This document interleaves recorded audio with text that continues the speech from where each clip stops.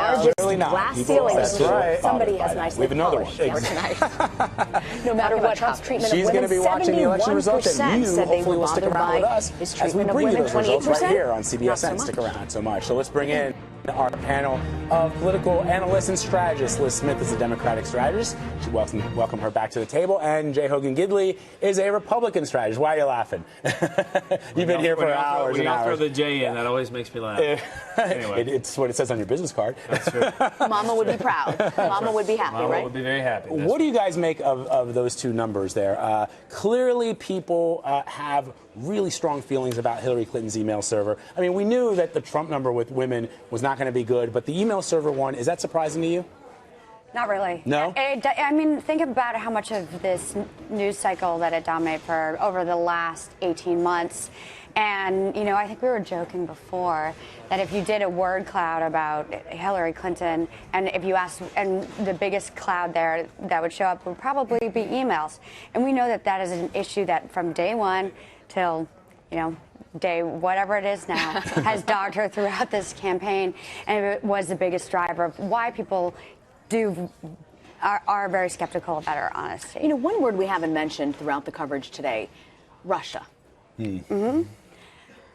Go ahead. Oh, yeah, no, keep going, yeah. No, I was just wondering. I mean, we haven't heard there was going to be like the apocalypse today with Russia, and we haven't seen any sign of voter issues with Russia being involved. Well, one thing that I found so fascinating was, I think a month and a half ago, there was a national poll done and about, you know, what are the main issues that give you the most pause about candidates? And Democrats had spent so much time talking about Donald Trump as a puppet of the Kremlin and, you know, the secret hand of Russia influencing the election. And voters just didn't really care about it. And I don't know if that means that we've moved past the Cold War mentality or if it just seemed a little too John le Carré for people. But it was not something that was a big driver. And, you know, I always thought that the idea that they were going to hack into our voting machines always seemed a little bit overhyped. The number there that shows, let's throw out that number of people who are bothered by Trump's comments on women. 71% of the folks in this national exit poll say that they're bothered by it. But and you guys correct me if I'm wrong. I always felt that it was strange that people all of a sudden started to be bothered by his comments on women when from the very first day, and that's something you talked about earlier, Liz, when you said that from the very first day that he announced his presidency, he ticked off a large group of people from the get-go. Absolutely. Look, one of my professors at Ole Miss one time, a political science professor, told me one time that you lose elections when you shock the electorate. Read my lips, no new taxes, says George H.W. Bush. He raises taxes, he's gone. Lyndon Johnson says we're not going into Vietnam, sends troops to Indochina. When you change what you're going to do, it makes people uncomfortable, and that's how you get ousted out of office. We knew Bill Clinton was a philanderer.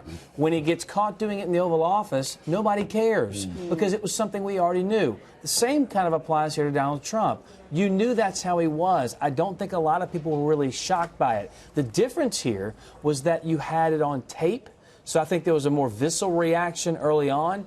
But, I mean, most Republicans were offended. Most Republicans condemned the comments. Again, I want to know who the 28% are who weren't bothered by that. Well, those are the people who've gone to his rally saying that. But where's the poll that says that affected their vote one way or the other? That's what I'd really like to see. And I'm sure it affected votes, don't get me wrong. But, I mean, this isn't something we didn't know about Donald Trump. This is who he is. So it didn't really turn them away from a standpoint of shocking them to go, oh, I had no idea. I thought this guy was a choir boy. Everyone knew this about him. Well, I think there are two things here and two very separate issues. One is his, sexist language. And two are the very serious allegations of sexual assault. And those are two different ball games. Correct. And if everyone knew about these allegations of sexual assault, why didn't they come up in the Republican primary? I don't know. I don't know if they knew about him or not. Well, no, but see, here's the interesting thing. You know, it was the media who. The crooked media. Now, here's what I found fascinating. Donald Trump was on the campaign trail saying that, look, you've got 30 years of Hillary Clinton's record, and she hasn't done anything. She hasn't fixed everything. There were at least 15 years of Donald Trump on Howard Stern saying